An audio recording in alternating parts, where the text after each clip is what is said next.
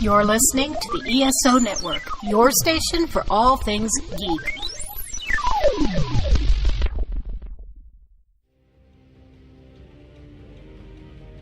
In a world where podcasters talk about the same old pop culture topics, two heroes must rise to bring forth a new era of podcast entertainment. The Cigar Nerds Podcast. Movie reviews, pop culture debates, news, science, and even beer reviews. We're stranger than Stranger Things and funnier than an evil sewer clown. CigarNerdPodcast.com. We all smoke down here, Georgie.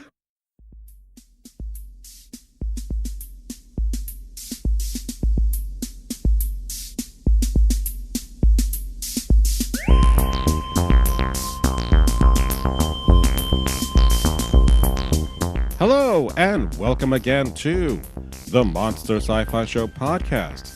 I am your host, The Monster, back to give you another dose of sci-fi news for this week. I don't know what I'm doing already, because, again, it's a continuing trend of me being an idiot. I will explain much later if I can. In any case, our big three topics for today, I'm going to be talking about Kevin Smith and his new project, which is a reboot of Jay and Silent Bob. Next, we also have, also making a comeback, is Zack Snyder. So he has a project with Netflix. I'll be talking about that as well. And lastly, there's good news-ish about The Batman, the movie trilogy that Matt Reeves is going to be directing. So there is some movement finally going forward with this project. So I will be talking about that as well. But before we get started, there are a lot of things that I want to talk about, a little tidbit news. But let's start off with the obvious. Today being Sunday that I'm recording this podcast in my backyard. And as you can hear, no talking. Again, dogs don't talk, they bark. And I screwed it up already. So, today being Super Bowl Sunday, for the commercials that will be airing today, as well as any trailers, I will be talking about that on next week's podcast. So at least there'll be a review on that, because honestly, the best time of watching the Super Bowl, regardless of whoever's playing, is watching the damn commercials. So I look forward to it every year, and I made sure that I did not see anything beforehand because I wanted to be in the moment while watching the game. So, and I hope Tom Brady fails. Okay. So Friday, I got to see Black Panther at the AMC theaters because there was a promotion for Black History Month in which they were allowing people to get free tickets to go watch the Black Panther again on the big screen. So I took my kids with me since it was teacher planning day. Not teacher planning day, take your child to work day. My kids worked half day with my wife, and since I was already off that day, well, I kind of indulge. But I really love this movie. And yes, I own it on DVD. I've seen it already several times, but it has more resonance being that it came on the 1st of February for Black History Month. And I think Killmonger's line at the very end, as you know, as he's dying, it is really heartbreaking because you really feel that history with those words about, you know, bury me in the ocean with my ancestors that jumped from the ships because they knew death was better than bondage. I mean, I literally started welling up with that line because you don't have to be African American, you don't have to be black, you don't have to understand that kind of pain that people went through. So even me talking about this, I'm kind of getting that again, but it hit home so much, and how Wakanda had this technology and kind of shut itself off from the rest of the world, and what a terrible mistake that was. And yes, it is just a fantasy, but it has like a larger scheme of things, that what if this was averted? That would have been an amazing thing, that this world would not have been the way it is right now, all screwed up. But, all right, let me move on, because there's no reason for me to start talking about this and getting upset and crying on a podcast, my own podcast. God damn it. All right. So, I have about a couple of minutes left. You got to be kidding me on this news. They want to remake Escape from New York. I do not want to see this. Fox got the rights to remake this, so we'll see whatever happens in the future. Now, next, we are not getting a Batman Beyond animated movie, despite the rumors. It's not doing anything against Spider-Man and Spider-Verse. Nothing's happening, so screw it. April 1st, we are getting a new Twilight Zone series, which is going to be produced by Jordan Peele, as well as he will be the narrator for it, just like Rod Sterling. He will narrate the 10 episodes, which is only the first season. But like Star Trek Discovery, it will only be on CBS All Access as of April 1st. So lovely. So Discovery should be done by then, and then there you go. There you have it. All right, so now that Captain Marvel is going to be coming out in March, there is news that Brie Larson, I had no idea, made her directorial debut back in 2017. So that movie kind of came and went, but Netflix is bringing that to its services as of April 5th. So about a month after Captain Marvel airs, you'll get to see the movie that she got to direct. So again, that's the kind of thing that I love seeing, is that if I love actors in a certain movie and they do other projects, even if it's not sci-fi or fantasy or superheroes, anything like that, a simple drama, if you can tell me a good story, I will go with it and I will follow you. So I have no problems with that. Next, we also have a new animated series, limited series, called Invincible by Robert Kirkman, who did The Walking Dead. So Stephen Young is going to be coming back. So Glenn is sort of alive in this. We are getting other talents like Mark Hamill, Sandra Oh, Seth Rogen's going to be attached to this. So it's going to be really fantastic to hear these people on the screen, or the small screen, I should say, for Amazon. And that one, I definitely do need to finish up on that. Okay. Speaking about Black Panther just earlier, it is reported that he is coming back for Black Panther 2. And I knew this going in watching the Black Panther movie, and I was just like, how is this going to be possible? Other than time travel stuff, whatever. Now, it seemed that T'Challa did have a moment that he could have not taken him to the edge of the mountain and as watch the sunset. He could have saved him. But I'm thinking, no, he's just letting him suffer a little bit more for him to be put into that situation. So it was just like, maybe we'll save you. I'm not sure if I want to do that. And then he keels over. He obviously had plenty of time to go from where they were down below to above, rather than going to help, Killmonger. I just think that was a little bit too much. But in any case, he's coming back, and we'll see how that plays out. And I forgot to mention, for CBS All Access, Stephen King is going to have another remake of a series that was already done. Another 10 episodes for The Stand. So I enjoyed the original series back in the day, because that book, as well as other big novels, were just too big to be filmable. Now, this day and age, nothing is unfilmable. So I'm kind of happy about that.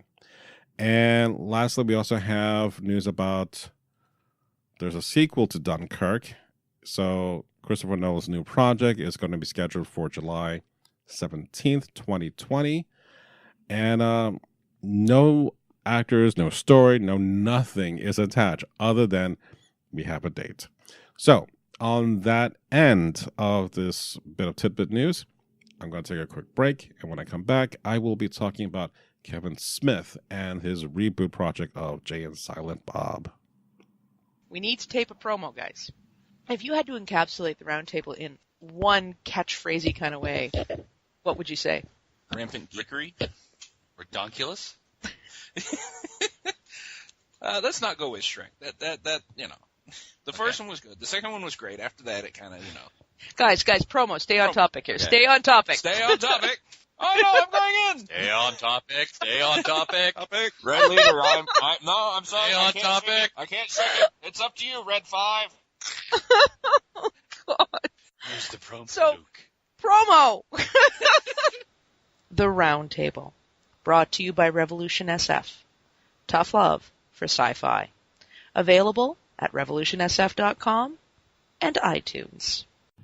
All right, so we are back to talk about the latest news for Kevin Smith is that snooch to the reboot. Well, I'm not sure if I'm doing that correct or any justice because I just screwed it up royally.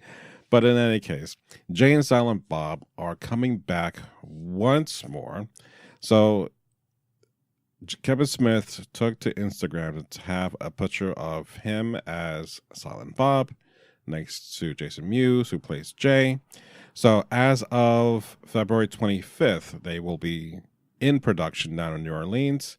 So as he put it, it's the 1-year anniversary from his heart attack that he had last year, which was pretty much a big wake-up call for him, as well as, as we grow older, we have to take care of ourselves better and not think that we can just keep on living our life a certain way that we have done for years and had no consequences, because it does have consequences down the road. So he has lost a ton of weight and, he's remained busy. And I've enjoyed him as a actor, as a director, as a personality. I really enjoyed listening to him and Mark Bernardin on their show, which is now Fat Man Beyond. But, going back to the very first Clerks movie that happened back in 1994? Yes, 94. And you can tell how much nerdiness that spoke to a lot of us. Just that one black and white movie and the kind of conversations that we would have, but now we see it on the screen. That was never done like that. And that's what made me feel like, he's kind of one of us-ish. Sure, he is now, a director and he has millions of dollars or whatever you want to call it. And I still find him relatable. And I know a lot of people don't care for him, but I enjoy what he has done and what he is still bringing to us. The fact that we're going to get another series of Jay and Silent Bob about a reboot in which they're kind of rebooting the character from the previous movies. So I'm curious to see how this all pans out. Now, I'm not saying that everything that he does is fantastic. It's not. A perfect example, and I know he loves his yoga hosers, but I didn't really like it that much. I appreciate it, but it was all right. But I will give you Red State. Red State was kind of like a horror movie / cult of personality, like David Koresh combined story, and it was really fantastic. I never thought that I would see, a riveting performance, and I forgot the guy who played the guy who's heading this organization, but he was fantastic, and how it all played out. I never saw that twist coming, and it was really like mind blowing how good this was, because it was nothing like any other Kevin Smith project before, and I think he should do more movies like that, take more chances. But honestly, he can do what the hell he wants. That's my opinion matters not for nobody but my own. But he's done TV series. He's done several episodes of Supergirl and The Flash and The Goldbergs. I remember watching the first pilot that he did called Rebirth back in 2007. And it was a really good premise for the series, and I liked it enough. It didn't go anywhere after that, but, you can tell that he has a niche that's really good, and he knows what to work. So, and at many times he even puts himself down. It's like he admires other directors. Other directors, I'm like, there's no way I can match that kind of creativity or ability as a director. But I envy him because he has been able to make these movies and even able to write comic books. So I would love to be able to be in that kind of same position one day in which I'm able to have projects that I can explore outside of what I'm doing right now with the podcast. So, if there's any aspirations, he is kind of my model to look after, because that's the kind of situation that I want to kind of dip my toes in everything and be wrapped up in the very thing that you love talking about and be able to talk about with others and to do it with others. And that's the kind of thing that I enjoy about Kevin Smith. Now, the the stand-up special that he did, Silent But Deadly, I already have in my possession. I'm waiting to see it later today or whenever this week. But again, hearing him talk about stuff that I care about, I think speaks volumes to me. It's like I have a friend on the inside, basically, that I get to hear him and Mark talk about, stuff that's going on and give us inside dish, which he did spill out some great details about what would have been for Justice League Parts 2 and 3, which was Zack Snyder's project, which I'll talk about that in the next segment. But again, not everything that Kevin does is fantastic. I didn't think that Clerks 2 would be fantastic, but it turned out to be unbelievably good. Now, he did try to go for a third one, and that did not happen because the actor who plays Randall did not want to have any part with it. But he does have an upcoming project called Moose Jaws, and basically is, as he put it, it's like Jaws but with a moose. So it's that kind of silliness that he doesn't take himself for, that harshly of a director that he's an avant-garde or no. This is something that he wants to do. By all means, that he can go ahead and do this. I will support him. And there are things that I agree with, and there are plenty of things that I don't agree with. But that's the joy of him. It's something that you can easily find your way with him on some levels about something. And just in this case, he fits in a lot of those different boxes that I like, about movies and inside information and just geeking out about referencing all these different things and throwing in references left and right. And that's the kind of thing that I do. Even if I'm not doing it a project, I'm doing that throughout the day at home or with friends or at work. So it's kind of like living that life that you want to be in. So, but I'm eager to see what this new movie will be about. And yes, it may be like While You're Tapping the Well. It's his baby. That's his well. Let him have his cake and eat it too. Although I don't think he can have cake because he's so vegan now. So that's about it. So in the next segment, I will talk about the news that he talked about Justice League and how that is connected to Zack Snyder, because that's another guy that is kind of like hit and miss with a lot of people. But again, I will be talking about my passion for Zack Snyder. So give me another moment to take another break, and I will be back to talk about Zack Snyder. My name is Brian Foster.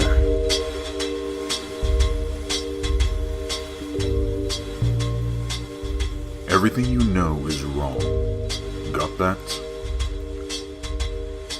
Now, the reason that I'm calling is because I have begun to suspect you don't have any ladybugs in your freezer. Hey cuz, Roy here. So about your car. The darkness was never empty.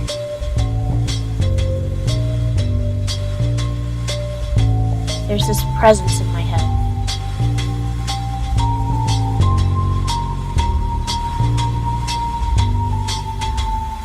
But I'm pretty sure that the book was confiscated by cats.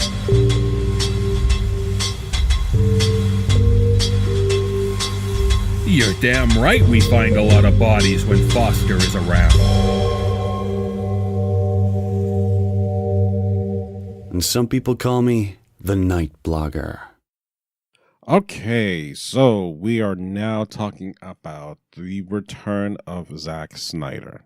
So, much like Kevin Smith, he can be kind of polarizing in a certain sense that either you like what Zack does or you don't care for what Zack does. It's kind of hard to say there's a fine middle ground for fans, because if you go back to Batman vs. Superman, which is his second movie after Man of Steel, in which there was an initial... It did initially well in the box office for the first weekend, but the backlash the following week had a significant drop-off in the box office. Even though it did incredibly well, the fans did not care as much for this movie. I, on the other hand, enjoyed the hell out of Batman vs. Superman. And yes, I am not blind about the problems that movie had. Namely, Jesse Eisenberg as Lex Luthor. I get that. But because we had a different version of Superman with Man of Steel, in which Zack and David Goyer came up with the idea of him killing General Zod at the very end, and saying, well, Superman doesn't kill. You're right, he doesn't. But this is where he won't kill again. It is a very drastic event in his life in which he had to make this critical decision. And he will never be in that position again, or allow himself to get into that position again. He will not kill. Think about Batman and how he doesn't use a gun. You know, he used other technologies and so forth, but why did Batman versus Superman, why did he wind up using guns and had machine guns on his car and use bat branding? Because this is a much older Batman, and he's been doing this Batman business for 20 years, and nothing has been working. So that character had changed. So I have no problems in kind of a reinterpretation of what these characters have been done before. And you should be, I think, open to what has been or what will be in the future. Just like James Bond. There are people that love Sean Connery as James Bond or Roger Moore. Or, I mean, we've had this argument time and time and again. If this is not your cup of tea, well, then there's plenty of other teas for you to have. But because I liked Justice League enough, even though that had problems, and even though it was tragic that Zack had lost his daughter to suicide in the process, or the filming end of Justice League, and Joss Whedon had to come in and finish the production and actually change a lot of things that was already planned for. You know, it could have been a much better movie. And Kevin Smith, and his podcast, again, Fat Man Beyond, talked about how there was supposed to be 3 movies, and I only thought there was supposed to be only 2. But in the end of Justice League, the first one, the defeat of Steppenwolf, a boom tube opens up, and we see Darkseid on the other side, and cut to he can see them, they can see him, and that ends part 1. Part 2 would have been Justice League taking the fight to Darkseid and losing, and everyone being separated, and part 3 would have been the dream sequence that Bruce had in the first movie. So, while everything seemed to have been put too much in the first movie, now that I know that there was supposed to be a 3-part arc, and because things were not done per Zack's, not necessarily instructions, but to his vision, we're never going to get parts 2 and 3, let alone, if ever, Zack Snyder's final version or his cut of Justice League. That I am eager to see. Just like with the original version of Rogue One or Han Solo. You know, there's a reason why you hired these guys in the first place. What didn't work? I would love to see.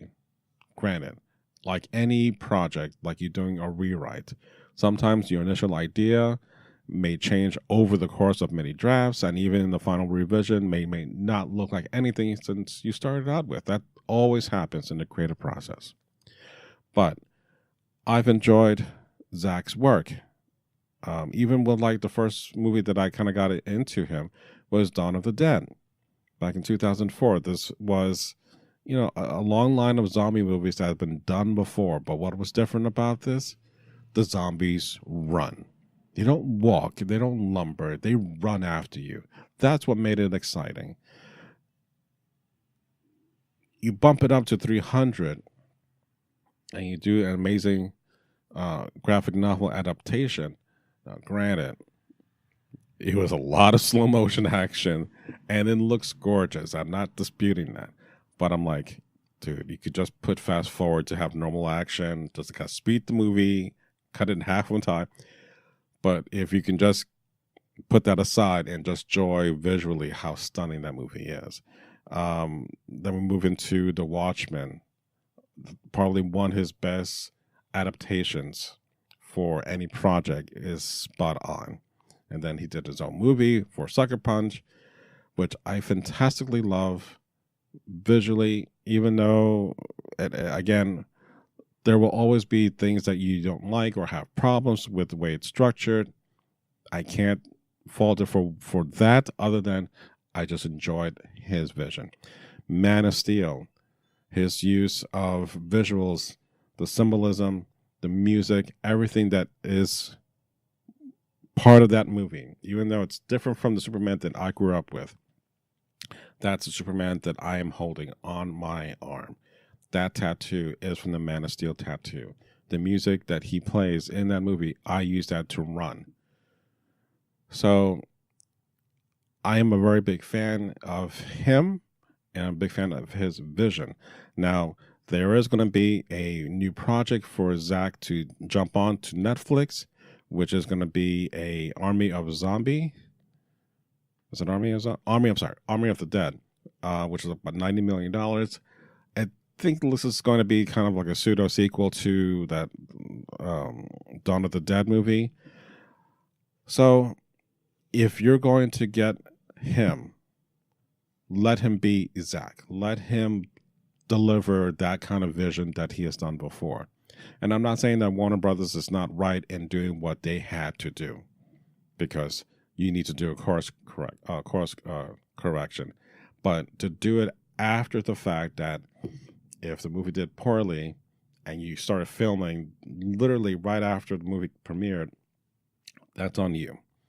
You could have stopped it at any time. And I've always said you should not, no matter how good of a director is, have the exact same director produced or direct the exact same movie time after time after time after time. It kind of loses its punch. Michael Bay is a perfect example of how he ran the Transformers series into the ground too much. So even though I love Man of Steel, I enjoyed Batman vs. Superman, you know, Justice League, again, had problems, but let Zack have his vision. Let him go. If you don't like it, that's on you. So, all right. So the last part, I'm going to talk about the new Batman movie. So I'll be back in just a couple of seconds.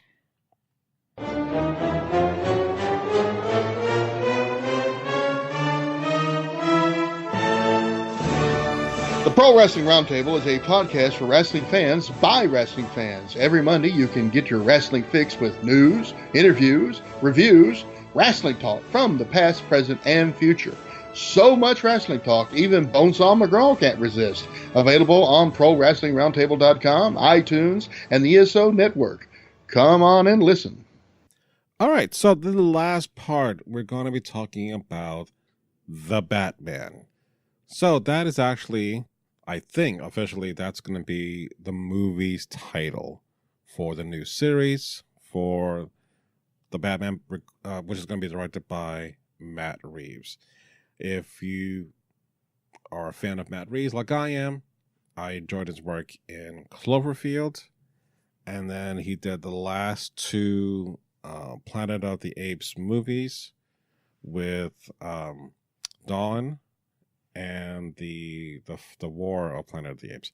So those two movies are really fantastic, as well as now that he's taken over this project, he really doesn't really have to worry about making a deadline. This movie is not going to be expected anytime soon, maybe 2021, and it's going to be a trilogy. Now, is this going to be connected to the DCEU? I don't know. It could be, it could just be a standalone, like the previous Batman movies. And I'm okay with that. The difference, what Matt Reeves is going to be bringing, and he mentioned this in an interview, that he wants to be making Batman the true detective that he's supposed to be. We haven't really seen, like he said, a Batman detective on that sense. I mean, we did see it in the animated series. That is fantastic. If you've never seen it, and you had a DC app, I don't know why you haven't seen it, but you should see Batman the Animated Series. That is the quintessential Batman that I would mark as you have to watch. It is visually stunning. It is great character development. It's just everything you want Batman to be. Now, not to say that Michael Keaton Batman was bad, or Val Kilmer was bad. Well, it was bad. Or George Clooney bad. Yes, that was bad too. But, you know, Christian Bale was actually fantastic. Ben Affleck, who I initially had a really bad reaction to the news that he was going to be playing Batman, turned out to be a hell of a Batman and a fantastic Batman and Bruce Wayne. So I have no problems, unfortunately, for him to take off the cowl and pass it along to someone else. I know that he was at one time expected to do the Batman, write it and direct and star in it, but he is going through, you know, a bit of turmoil in his life, and that's okay, because I'm okay with what he was able to bring to Batman, a different take on what we haven't seen before, much darker, not necessarily in line with the Frank Miller's The Dark Knight Returns Batman, but pretty close to a much more jaded, more I've been at this job for 20 plus years, I need to retire kind of thing. So, but enjoyable nonetheless.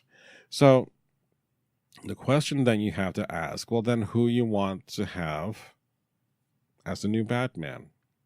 Well, for a while there was John Hamm's name that's been thrown around. So if you know him, that's from Mad Men, which he does have the classic look. There's no doubt about that. I have no problems with that.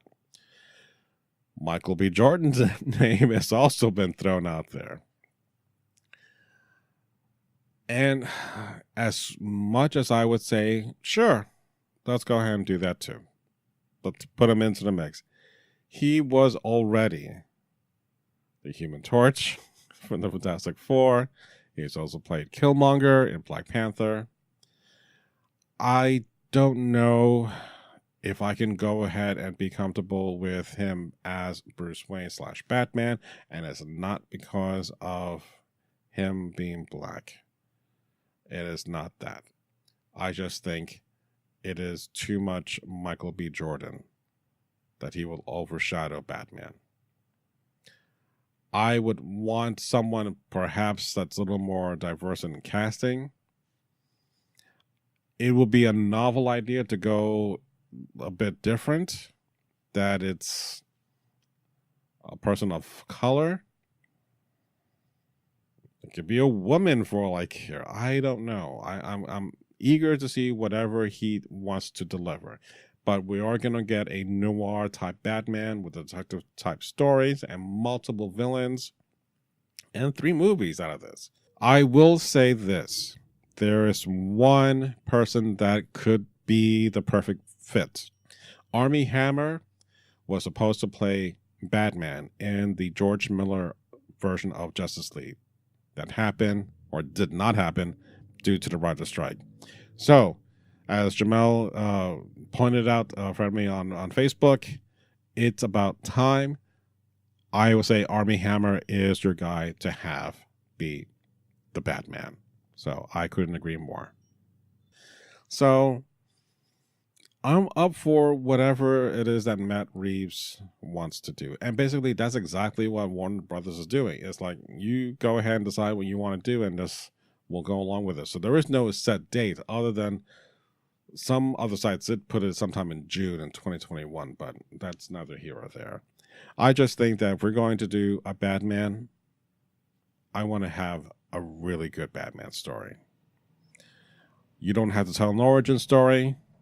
It has been done to death. Much like Spider-Man's origin story. You don't need to see Uncle Ben dying. You can make a reference to it like in Homecoming, which was perfect. But don't do an origin story. For God's sakes, don't. Do I want to see an expanded Batman family? I think it'll be kind of cool if you throw in Damian, but again, if it's going to be your own thing, your own beast that's not connected to what has been done before, sure, let's throw in Robin and Catwoman and all that fun stuff.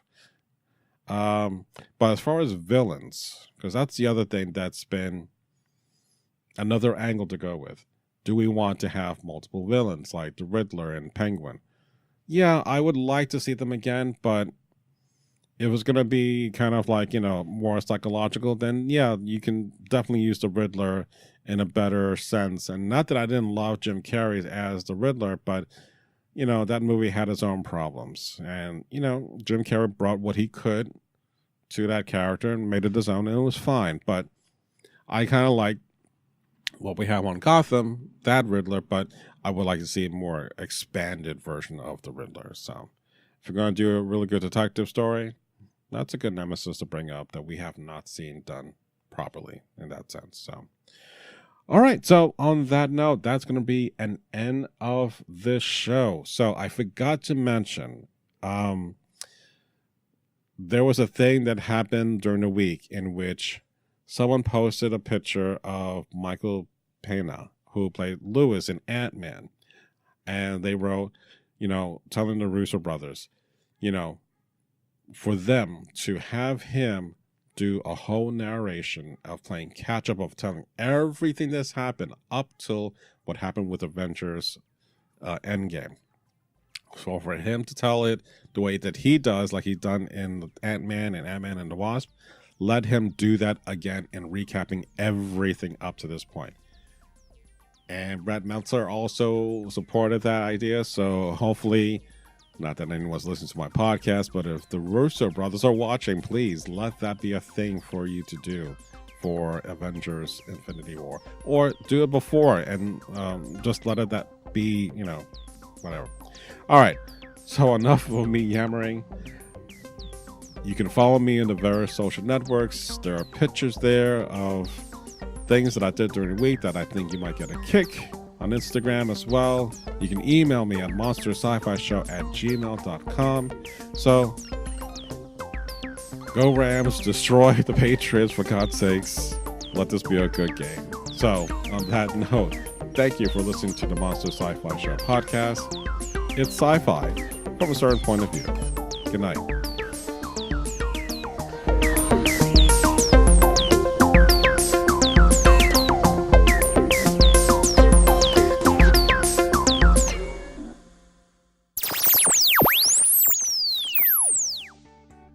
This has been a broadcast of the ESO Network. Be part of the crew and help support our shows by donating to our ESO Patreon or by shopping through Amazon.com or the TeePublic store, which can all be found at www.esonetwork.com. The ESO Network, your station for all things geek.